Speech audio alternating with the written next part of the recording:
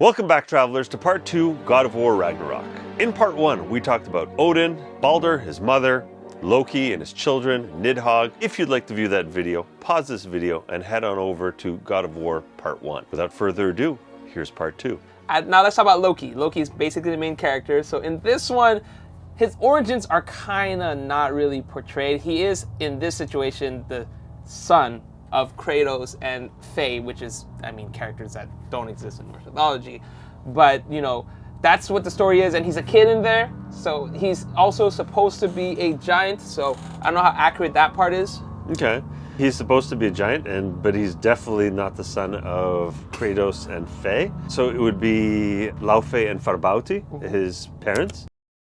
Doesn't Faye and Laufey sound the same? So they do hint Faye and Kratos to actually be Laufey and Farbauti. Amir, what did you call Mother? Laufey the Just? That makes sense. His siblings would be Bylist and Helblindi. Should be characterized as a Jotun. It's an ice giant, right? Basically, is that what it was? A giant. A giant. Okay. But probably a Muspelli Jotun would be my leaning towards, based on some of the kennings for his siblings, dealing with mirages due to heat and things like that, that it would be more likely on the Muspelli Jotun side rather than the Rhyme Jotun. But it's all debatable in academia, right? So as long as they got him as a Jotun, I think it's close enough. And also, in the game, we do see Loki shapeshift often into a bear.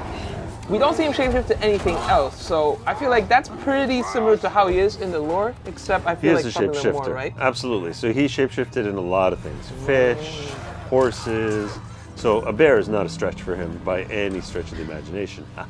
And we also have two characters that we talked about a little bit earlier. We did have the two dwarves. Okay. That we thought of. However, they are from Svartalfheim. Yeah, Brokkr and Sindri, the two dwarves. In this, they're two blacksmiths that are forging weapons, and but they're the one that's teaming up with Tyr, Kratos, as well as Loki and Freya to go. They're teaming up with Tyr? Yeah, Tyr. Say what? Yeah, they team up Tyr. And Okay, that's not an origin stories, but why not? Like, yeah, if you're building your own stories, why wouldn't they team up with Tyr? Okay, so Brokkr and Sindri, two of the most famous dwarves. I don't know if they come from Svartalfheim or more Nidavellir, the realm of the dwarves. The story is quite clear that the dwarves, the Dvergar, come from Nidavellir, and the dark elves, the Svartalfar, come from Svartalfheim. But there are debates, academic debates, that Svartalfs and Dvergar are one and the same race. I don't find that anywhere near as compelling as them being distinct, but it's still a debate nonetheless. So if you want them to be some Svartalfheim, I can buy into that. I see 2 for 2 there on them. Anything else that they're doing that could be interesting? I know they created a weapon. They use it to overwhelm Heimdall. So Heimdall's in the game. He's got his supernatural powers, except his power is to see the future. They created the spear called Draupnir, the Draupnir spear that's supposed to overwhelm Heimdall's, senses, so that he can't see the future and predict all the fights coming up. So in this world, Heimdall can see the future, by the way. Okay. And this spear is supposed to overwhelm them. So I don't know if that's realistic. I think we're 0 for 2 on that one. No. Heimdall does not see the future, but he has perception that is through the roof. So he can hear blades of grass growing. It might give someone the impression that he knows the future, but he did not actually have the power of premonition, because otherwise Odin would go to see him all the time, because Odin was obsessed with the future.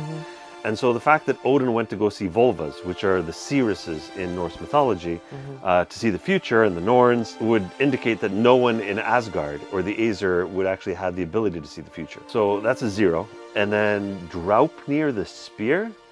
Draupnir was a ring. Draupnir was a ring that cloned itself 8 times every night. And so you'd have 9 copies of this golden ring every single night. So it's just basically a wealth creation engine. The rich get richer. Exactly. It's very peculiar that they would have used even the name Draupnir. If you're creating a spear, there's so many names of spears and weapons in Norse mythology. It would be strange that they would have used that name. So I would say this is a 0 for 2. Dang. Well, speaking of spear, we have Odin. That's, I think, our final character we're going to talk about. Okay. So he does have a spear, does have an eye patch. He does shapeshift. Actually, one of the twists in the game is that Tyr, this whole time, was not Tyr. It was Odin in disguise. Oh. Yeah, shapeshifted into as Tyr, and he kills Brokkr. So Brokkr gets killed by Odin. So And one of the biggest things that Odin wanted to do this whole story is convince Loki or Atreus to go find a mask. And this mask gives them infinite knowledge. What mask? That's the whole premise. They're trying to get this mask to give infinite knowledge. So I don't know how realistic that is, but that's essentially... So the mask would be something that they created for their storyline. It's not something that I recognize from the myths. Now, Odin disguising himself and, air quotes, shape-changing is totally on brand for him because he was very much like Loki, a trickster, someone who loved to disguise himself. He traveled under many, many names. There are dozens of names for Odin. And then him murdering someone for the sake of, averting Ragnarok or things like that, yeah, you wouldn't put it past him. So I think, you get points for those two things, and yeah, I can't speak to the mask. So 2 for 2 for Odin. Final twist. He kills Thor. He kills his son. Yeah. How do I feel about that? I think I could possibly picture that. Do you want the context? Yeah, give me the context. So it's Thor versus Kratos at the end. Okay. Fighting. Kratos says, I don't want to kill you because this has to stop. Your father is a terrible person, which in this story he is. And he goes, just believe me, your dad's a terrible person, blah, blah, blah. So eventually Thor is like, oh, I believe you. And he goes, I don't want to fight anymore. And then he turns around and Odin's there, like, kill him! Odin goes, kill him! And Thor goes, I don't want to kill him. This is wrong what you're doing. And he goes, stab right to the heart. Yeah, Odin kills his son. So Odin has had his run-ins with his son during the Eddas. And so he ends up taunting his son, belittling his son, has a fleeting with his son. So fleeting is like an exchange of words, but like a verbal sparring. Sounds like rap battle. Where you're almost like, trash talking your opponent in the fleeting. And so they're on opposite sides of the river, him and his son. And so, yeah, he isn't the best dad.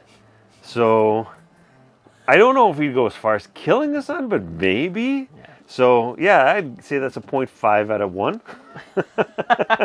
for that one factoid. You know what? Not bad. And as a bonus fact, we actually do see Lady Sif in there. We actually see her for like... You showed me that short with her super long hair. Super long blonde hair. Which is perfect because Loki ends up cutting it off in the myths and has to make her a wig. So the fact that they have her long white, beautiful, it's bleach gorgeous. blonde hair. It's such a great job. Yeah, so yeah, I think that was good. That was like on par. Okay, well that's basically all I had. How did you think they did overall with the lores and mythology when it comes to Norse? From what you've told me, I would give them easily a passing grade. Passing grade. Yeah, definitely a passing grade. I would give them a C, C+, maybe even a B-. What was your biggest shock that they did?